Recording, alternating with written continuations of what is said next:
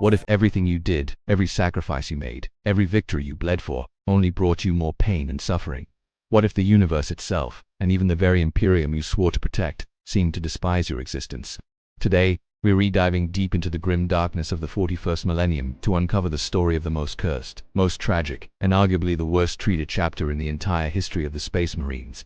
No, it's not the Blood Angels, nor their successors who battled the Black Rage. We are talking about the one chapter whose defining trait is unending, soul-crushing misfortune, the Lamentars. Their story isn't just one of battle, it's a saga of cosmic-level bad luck and constant betrayal. So grab your bolter, say a prayer to the Emperor, and let's chronicle the 10 greatest injustices heaped upon the Lamentars. First, their very creation was a curse. The Lamentars were born in the 21st cursed founding. This was a disastrous attempt by the Adeptus Mechanicus on Mars to create new, supposedly stable Space Marine chapters. Almost every single one of these new foundlings suffered from horrific genetic instability, insanity, or outright mutation.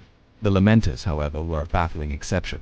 They were created from the bloodline of Sanguinius, just like the Blood Angels, but somehow, they were completely free of the Black Rage and the Red Thirst. This should have been a miracle, a blessing beyond measure. Instead, it was their first curse. The rest of the Imperium, including their own brother chapters, viewed them with suspicion and distrust. How could they be pure when all others from their founding were so flawed? This stigma has followed them for 10,000 years. Second, their early years were marked by isolation and shunning. Because of the suspicions surrounding their origins, no one trusted the other Space Marine chapters refused to fight alongside them. Imperial Guard commanders would outright reject their aid. The Inquisition watched their every move, waiting for them to turn traitor.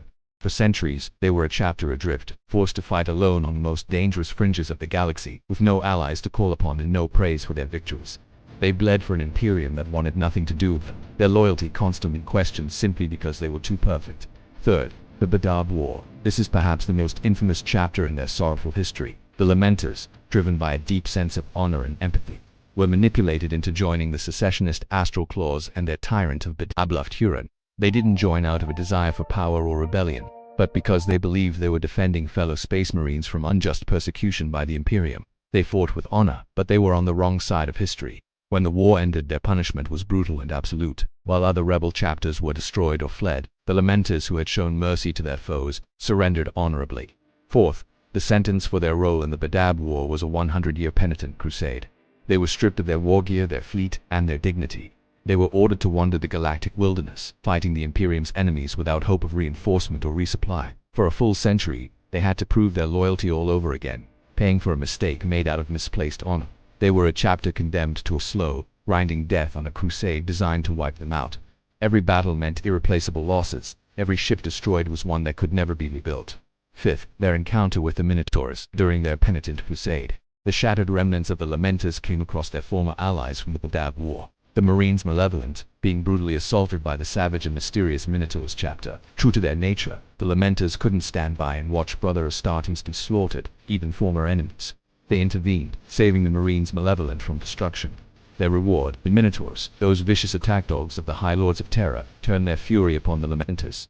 The resulting battle was a massacre that cost the Lamentars dearly, another punishment for doing the right thing. Sixth, their first encounter with Hive Fleet Kraken. After surviving the horrors of their crusade, the Lamentars finally found a moment of respite. They were battered but not broken.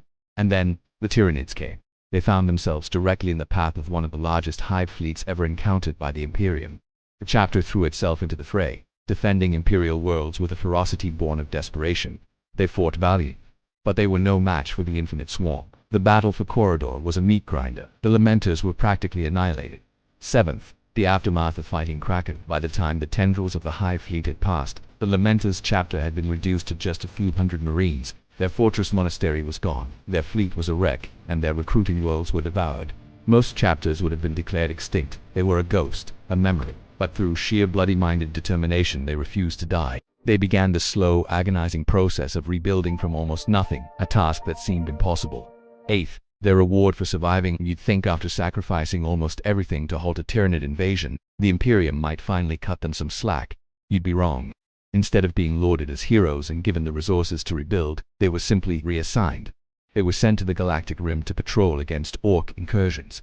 No grand triumph, no honors, just another thankless high-risk job on the edge of nowhere. It was a slap in the face, a clear message that their sacrifice meant little to the uncaring bureaucracy of the Imperium. Ninth, Hive Fleet, Leviathan, and the fall of Malvolio. Just as they were starting to recover, just as their numbers began to swell past the point of imminent extinction, fate twisted the knife once more. They were stationed to defend the system of Malvolio when another Tyranid Hive Fleet, Leviathan, descended. The Lamentars, alongside the doomed guardsmen of the Mordian Iron Guard, prepared for a fight to death, but it never came. High Command, in its infinite wisdom, declared Malvolio not worth saving. They ordered a full withdrawal, abandoning the planet and its billions of inhabitants to be consumed. The Lamentars were forced to flee, to watch as the world they swore to protect was eaten alive. The shame and guilt were a heavier blow than any battle. And finally, the 10th and perhaps cruelest twist of fate. As their few remaining ships fled the Malvolian system, they were ambushed by an Orc fleet. A single cruiser, the Blade of Sorrows, carrying the last 3 companies of the chapter, managed to make a blind jump into the warp to escape. They were never seen again. As of the current lore, the official status of the Lamentars chapter is unknown, presumed lost in the warp or destroyed. After 10,000 years of suffering, betrayal, and bad luck, their final legacy might be to have simply vanished, their last noble act followed by utter oblivion. Their story is a perfect encapsulation of the grit. No matter how noble your intentions, no matter how pure your heart, the galaxy will find a way to make you suffer. For those who bleed, there is no reward, only the cold, uncaring void. So, what do you think? Is there any chapter that has had it worse? Let me know your thoughts down in the comments. And if you enjoyed this dive into the tragic lore of Warhammer 4K, please hit that like button and subscribe for more. Your support really helps the channel grow. And hey, if this video does well, I am thinking of tackling another great mystery, stitching together the lore of the Lost Cruiser and the lost world of the Imperium at the edge of the galaxy. Thanks for watching, and I'll see you in the next one.